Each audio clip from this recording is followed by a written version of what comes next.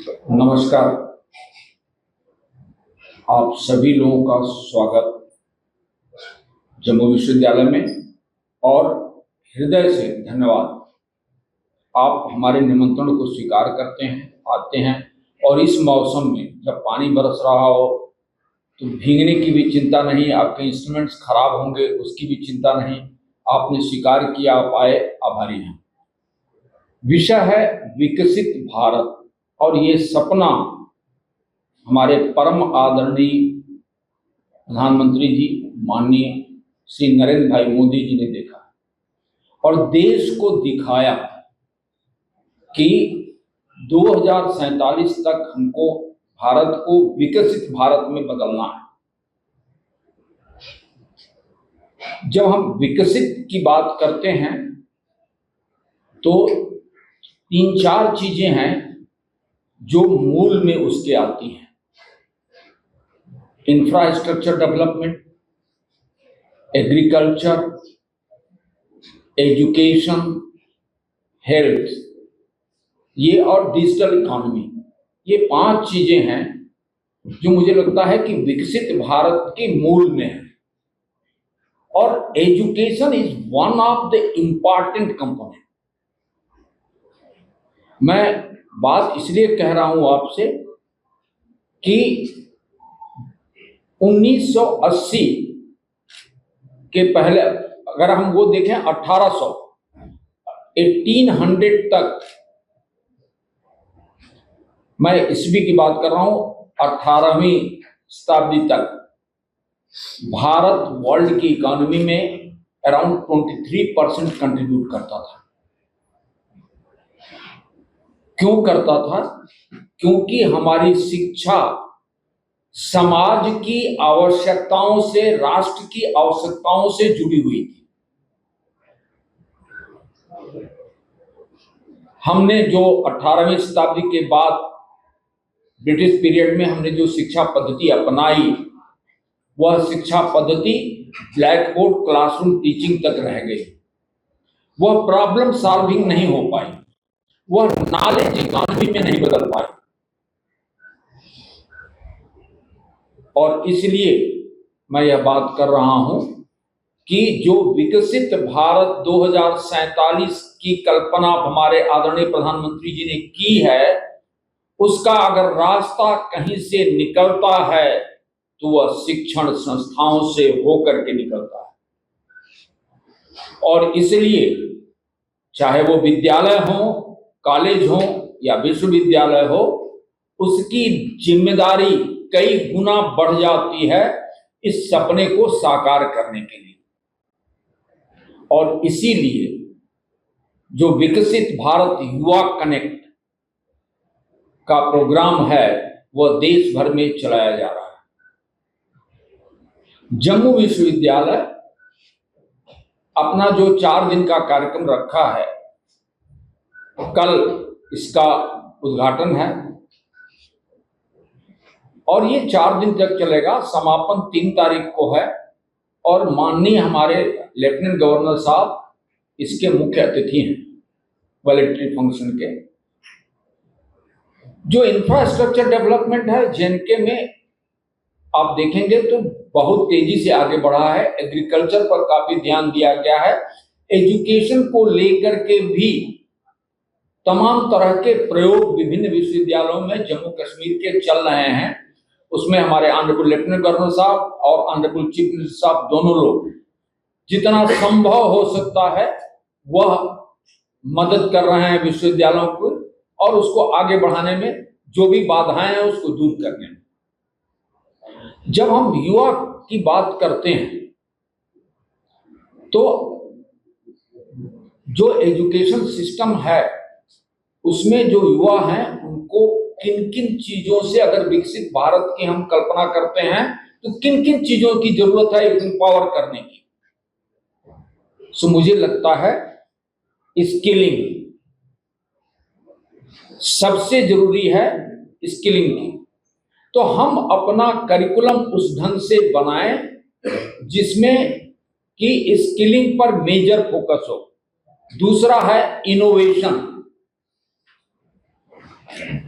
Idea incubation, innovation and take it to the startup level. So कैसे होगा?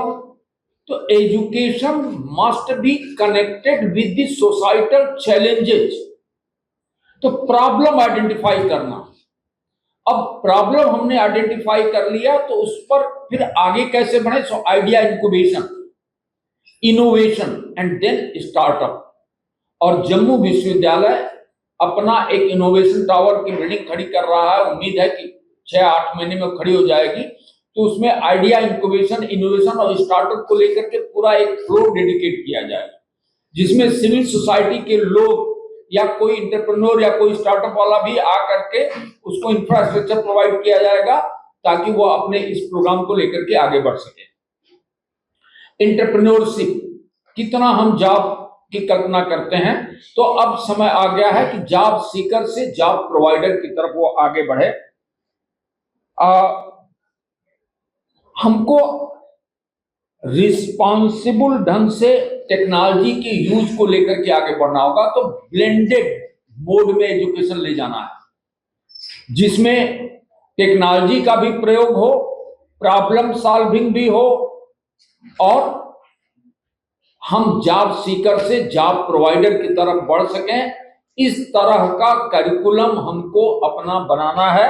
और उसी प्रक्रिया में पिछले एक हफ्ता पहले हम आप लोगों से मिले थे और फैकल्टी ऑफ मैथमेटिकल साइंस, जिसमें computer science, IT and mathematics department मिल करके एक यूजी पीजी इंटीग्रेटेड प्रोग्राम शुरू कर रहे हैं। क्रिएटिविटी को लेके, इंटरपर्सनल स्किल्स को लेकर के, और अभी मैडम ने बात की है हैप्पीनेस को लेकर के, पेशेंस को लेकर के। मुझे बड़ा कष्ट हुआ है, कल के न्यूज़पेपर में मैंने एक घटना देखी है। एक यूथ थार गाड़ी से एक वृद्ध को जो है कुचलने का प्रयास कर रहा है। आगे धक्का लगता, गलती से वो समझ में आता है, बैक करके। इसका मतलब है कि हमारी सेंसिटिविटी ही खत्म होती जा रही है। वह जो वैल्यू सिस्टम है, जो ह्यूमैनिटीज है, कि वो कहीं हम मानव ही नहीं रह रहे हैं। मुझे लगता है शिक्षण संस्थाओं का वह धर्म है। और जम्मू विश्वविद्यालय, हमारे लोग बैठे हुए हैं, इनसे मैं आग्रह करूंगा कि एक कोर्स मैंडेटरी किया जाए इन चीजों को लेकर के, ताकि जो है एक हम मानव का निर्माण तो कर सकें। अगर हम सब कुछ बना रहे हैं और मानव ही नहीं बन पा रहा है, मुझे लगता है वो पूरी की पूरी शिक्षा बेकार है। और इसलिए जो है उसका इंटरपर्सनल रिलेशनशिप स्किल्स को लेकर कैसे डेवलप करें, उसकी क्रिएटिविटी, क्यूरियोसिटी, सिर्फ क्लास में चुपचाप बैठ करके वो क्लास अटेंड करके नहीं चला जाए, वह क्यूरियस हो जानने के लिए, वो प्रश्न पूछने के लिए। तो वो उन चीजों को लेकर के साथ में एक समग्र विकास बच्चे का, और समग्र विकास में NCC, NSS, cultural activities, sports बहुत ही महत्वपूर्ण योगदान करते हैं।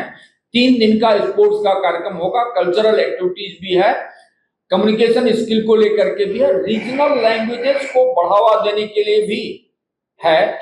अब बात आते हैं हमारे डीन स्टूडेंट वेलफेयर साहब ने, जो को कन्वीनर हैं इस प्रोग्राम के, उन्होंने बात की थी नशा मुक्त भारत की।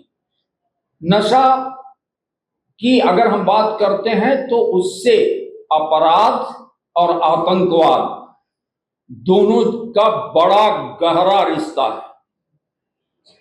और ये यूथ के लिए भी, राष्ट्र के लिए भी, अपने प्रदेश के लिए भी, किसी के लिए, परिवार के लिए, किसी के लिए ठीक नहीं है। क्षणिक रूप से आपको जो है उससे किसी को धन मिलता होगा, लेकिन न तो वह व्यक्ति कभी अमीर होता है, न वह परिवार सुखी रह पाता है। सो नशा मुक्त भारत अगर हम नहीं करेंगे तो हमारे जो विकसित भारत 2047 की कल्पना है, वह कल्पना अधूरी रह जाएगी। और इसीलिए नशा मुक्त भारत को लेकर के भी हमको एक दिन का, हम एक प्रतीक के रूप में जरूर कैंडल लाइट मार्च या कह लीजिए कि मशाल जुलूस के रूप में निकाल रहे हैं, लेकिन यह प्रयास विश्वविद्यालय को लगातार करते रहना होगा। यह भी हमको यह शपथ लेनी होगी। इस विकसित भारत की जब हम बात करेंगे तो हम यह भी शपथ लेंगे।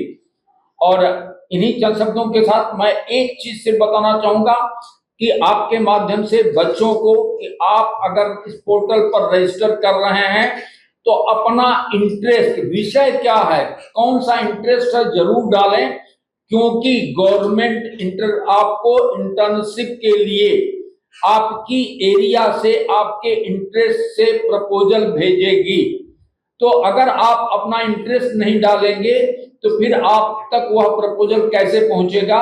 इसीलिए आपसे निवेदन है कि बच्चों, आप अपना इंटर्नशिप अगर करना है तो किस एरिया में क्या इंटरेस्ट है, जरूर ये डालें।